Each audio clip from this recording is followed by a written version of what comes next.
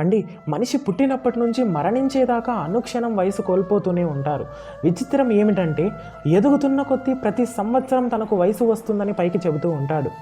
వయస్సు రావడం కాదు, పోవడమే అనే సత్యాన్ని గుర్తించలేడు. ప్రతి ఏడాదికి పుట్టినరోజు సంబరంగా వేడుక జరుపుకుంటూ ఉంటాడు. అది మనిషికి అలవాటు. పుట్టినరోజు దీపాలు ఆర్చేవాళ్ళు కొందరైతే దీపాలు వెలిగించేవారు మరికొందరు. దీపాలు ఆర్చేవాళ్ళు క్రమంగా ఆయువు తరిగి ఆరిపోతుంది అనే ఈ సత్యాన్ని తెలియజేయడం కోసం అనిపిస్తూ ఉంటుంది. దీపాలు వెలిగించేవారు ఇకనైనా ఈ మనిషి జీవితాన్ని సార్థకం చేసుకో అని ప్రబోధిస్తూ చెప్తున్నట్టు అనిపిస్తూ ఉంటుంది. కాబట్టి మనకున్నటువంటి ఈ చిన్న జీవితంలో మనకు తెలిసినటువంటి కొంచెం జ్ఞానాన్నైనా కానీ నలుగురికి పంచడం నేర్చుకోవాలి.